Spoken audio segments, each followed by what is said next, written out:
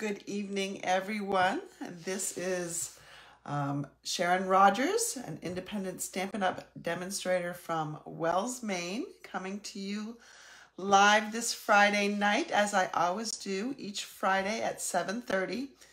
And when I can't join you live, I'm actually pre-recording so that you can still view something on Friday night. So tonight we're going to do something similar to this card right here. And I'm using the Count on Me stamp set. And this is a really adorable little stamp set. And I have had it for a long time. I'm going to say I've had it for at least a whole year, maybe a little bit longer. I can't even remember when it came out. But I loved it. I love these cute little animals. I think they are adorable. They would make great baby cards. I love this bear. Tonight we'll be using the little fox. I'm actually going to be using this stamp set next Friday as well, showing you another technique. This is the card that I'm going to be doing next week, or something like it, where not only do we use the mirroring technique that I'm using tonight, so you can see that this bear faces to the right. That's him. But that bear was also used to make this one, which faces to the left. And I'm going to show you how to do that tonight. And then next week, we're going to talk about how I got the clothes on my bear. Isn't that such an adorable little jumper? Anyway, that's next week. So I hope you'll come back next week. So we're just going to be using the fox tonight. I will use a sentiment out of this set too, but the image is the fox. And honestly, this is so new that I just mounted this, and that's why I had a little bit of trouble peeling it off the back here. It wants to stick. So you want to make sure that when you're peeling these up, that you're getting underneath the sticker so you're not ripping it off here. I'm going to just take a block. Now I'm going to be using a Stamp-A-Majig. No, they used to be called Stamp-A-Majig. I'm going to be using a Stamparatus tonight. And a Stamparatus, my plate is a little dirty on top here, but this is a stamp positioning tool, and it actually comes with 2 of these plates. So you can hinge from 2 sides, and so you can trade these out and you can flip them around. So you can put stamps on both sides of 2 plates, the other plates in the packaging that it came in right now. So what makes this great is when you are mass producing something like a Christmas card or, wedding invitations or something like that, baby announcements, you can have your stamps all mounted and just perfect placement every time. The Stamparatus comes with this foam mat that you need to use when you're using photopolymer stamps, because photopolymer stamps don't have this rubber cushion. Now I'm using cling stamps, so they already have the cushion, which means I don't, and I mounted this on a block, I don't need to. I don't need this because it already has cushion. I am going to bring in a piece of paper though, a grid paper, and that'll become apparent in just a minute. So I need to find my layer that I'm going to be stamping on, and I don't like to put it right in the corner because it's very hard to actually get something stamped right in the corner because of the hinge. You just don't get a lot of pressure, so I usually pull it out a little bit. This particular piece of cardstock is 3 inches wide, so halfway, and that halfway is important when you're doing a mirror technique, is 1.5. So if I were to bring in my pencil and I just darken it, okay, so this is where I want my corners to line up. And that's the halfway point. I want to make sure my image is totally on only 1/2. I'm going to position him as I think I'd like him to be. Probably right about there. I'm going to add some grass afterwards. So we're just going to close this. This will stick him to the top of the Stamparatus. If you don't want this to move, go ahead and apply the very strong magnets that come with the Stamparatus. Stamparatus does actually have a place to hold the magnets. You don't want to get the magnets together at all because they are very strong magnets, and when they clap together, they can do one of two things. Pinch your fingers, and it hurts. Yes, I know. And they can break. Mine have not broken yet, and I hope they don't. I'm going to now take my Memento ink because I'm going to be coloring with my blends, and I'm going to ink up my little guy. I'm going to fold it over. I have this little hockey paddle. Thanks, Sheila. She shared with me when she ordered some off Amazon or wherever she got it. So now I have this little guy right here. I'm done with this for the moment. I'm going to move that away. Now, doing a mirror technique is not new. I've been stamping for over 20 years, and there have been all sorts of ways to do it. You use vellum and you flip it over, or you use a window sheet and you flip it over and you cut things out, and you transfer with a wood block. There's been all sorts of methods, but this little friend right here, the silicone sheet, is perfect. It doesn't slide like window sheets and blocks. They all are such a slick surface that it slides. This does not at all. And I want to thank Joe Blackman, a UK demonstrator, for passing on this technique. I'm going to re-ink, and I'm going to stamp right on my silicone sheet. It does clean off, I promise you. I can see that he's inked up there. Good, that's how I want him. What I'm going to do now is bring in my original piece of cardstock. I'm going to turn it over. Now I can see through the silicone sheet that I want to line it up with, like, I'm going to flip it over, but these are the corners that I want there. So I'm going to put those on the corners, and I'm going to lay this down. I'm going to put my magnet back on. And when I close this, I don't need to re-ink it because the ink is actually going to be coming up.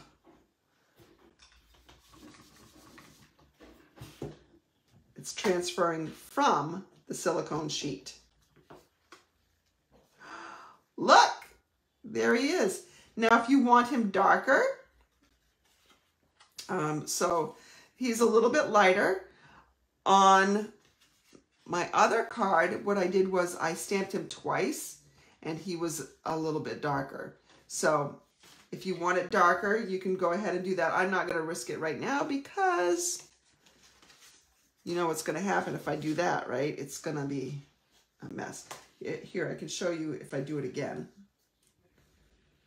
I can show you that it does work darker. This is not the right size.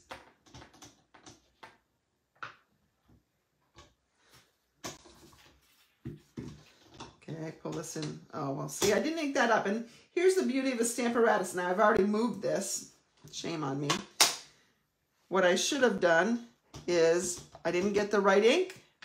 I ink it back up, put it down again. Perfect placement every time.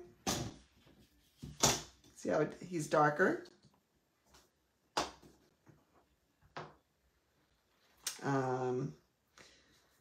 Now this one is a 1/4 inch short, so this is going to be interesting to see if I can actually do it right on a piece of paper that's not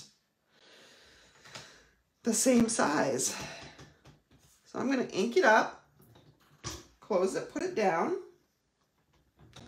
Now, I don't think you have to use a Stamparatus. I think the Stamparatus helps greatly with this.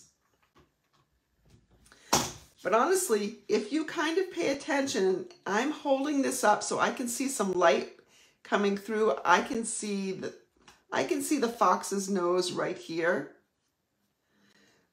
So I can go ahead and just try to put it down in the spot that I think it needs to go. you can cheat that way, which means if you can see through it, you don't actually need the Stamparatus, but it really does make it so much easier being able to line up with those grid lines. And, you know, if you have to restamp again, it makes it, I inked that, I didn't need to. It just makes it a whole lot easier. So you can see I shifted him a little bit. He's up a little bit higher, but he's just as dark as the original guy. Isn't that awesome? I mean, honestly, this is the best mirroring technique I have seen yet. All right, so now let's go ahead and color these guys. I'm trying to, where are your comments at? There we go. Hi, Rachel, glad you could join us. So I'm gonna color this. Let's see, I have light pumpkin pie and dark pumpkin pie. We're gonna use, I always start with a light. And I'm going to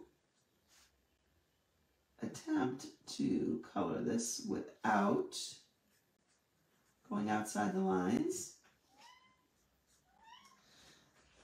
Can anybody hear my cat whining to come in? Crash is missing out on all the fun. Crash just turned 5 yesterday. Yesterday, 2 days ago, something like that. Now I'm going to add some detail. I'm going to add a little bit of dark around his body to give him some depth. Him, her, I don't know what he is. She is. It's probably her. We're going to call it a her.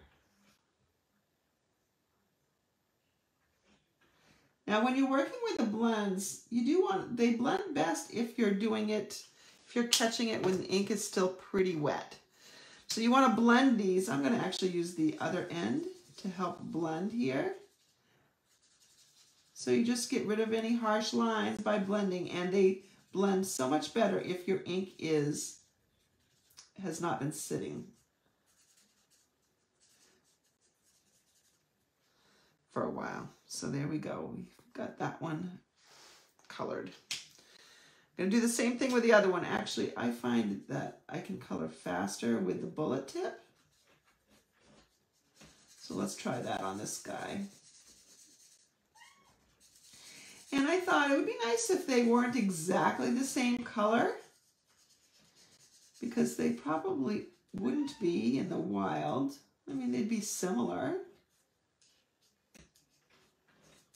So here he is. I'm just going to keep their snouts and their tail white. I think foxes are so pretty. Now, I know some of you may get it. No. We have, I have not seen, I don't think, a fox in my yard.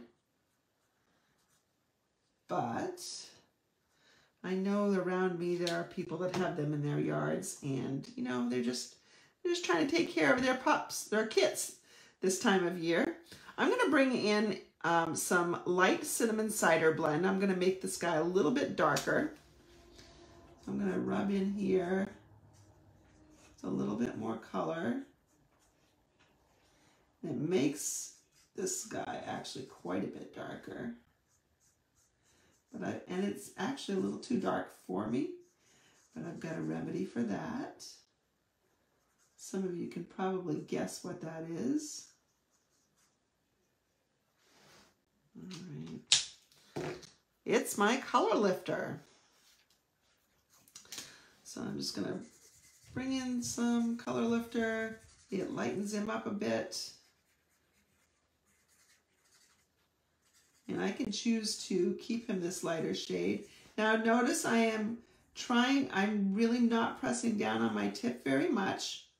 I want to preserve that tip as much as possible, which is also another reason why you might want to use the other end.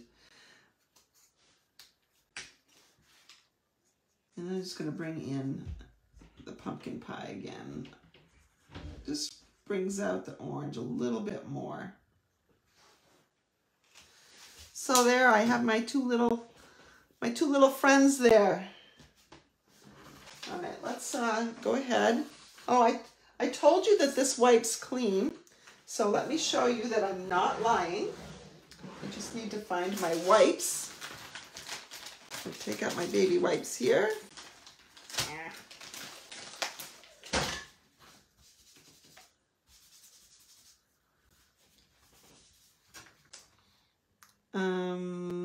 Not sure if you can see or not, but it did come off. It's wet now, but there's no more foxes.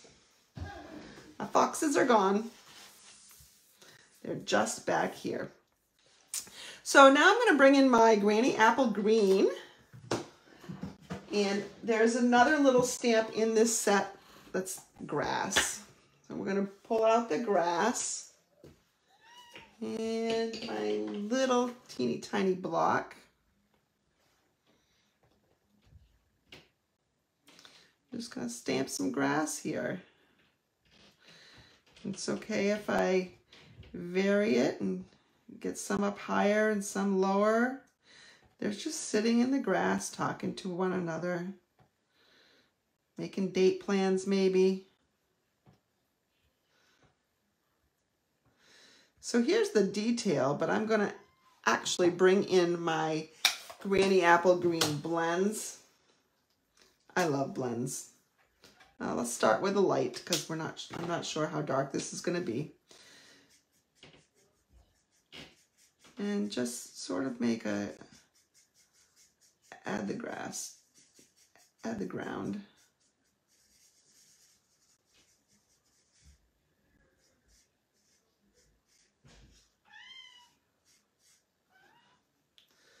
There we go. We probably need to come up a little bit higher so that they're actually sitting in the grass. There we go. There we go.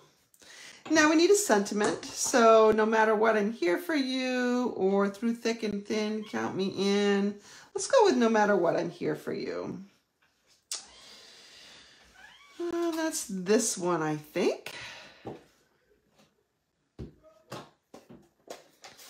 So because I can't see through these cling mounts, I want to make sure I can stamp straight. So I'm going to go down here on my sheet. And if I try to stamp straight, does it? Yes, it does. So I don't have to change the positioning at all here. So no matter what, I'm here for you. All right, we are almost done. Let's go ahead and put some adhesive on the back of this. Now I've actually cut this a little bit differently than I did my sample. I made the mat go all the way around. I'm using a piece of designer series paper from the Heart and Home collection, which is a great little collection. I don't think I'm going to pop this up on dimensionals. I'm just going to put this down. I'm going to put it down a little bit crooked just for some, no, I'm going to straighten this one. So this one I made crooked. It's a little bit different background. So this Heart and Home Designer Series paper collection, on one side of the paper, let me bring it out here. On one side of the paper, you've got these pretty prints, different colors, but the backs of every single page is white wood. It's fantastic. I love that about that particular set. We're just going to put this on a base of Cajun Craze. Now, this is a nice fox color. Why didn't I use it with my blends to color? Because I don't have Cajun Craze blends. But look, I got a pretty good match just by mixing, and that is the beauty of blends. You can mix different colors to achieve something very close to what you want. Now we just need to do, well, we have to do two things. We have to decorate the inside, and we have to finish the outside. I'm going to put my little fox on a regular, I mean, I could have just put this in my Stamparatus, this piece of paper. Let's just put him down there. If I'd stamped him in Cajun Craze, I probably could have called it a day and not had to color. But let's go ahead and just quickly color him. And I'm just going to use my dark pumpkin pie. If you take your blends and you go over spots multiple times, you do get a different depth of color. It just makes it a stronger tone. So maybe on his back and down here, just go over it again. Just provides a little bit of shadow. I like to do that around the head as well. He's so cute.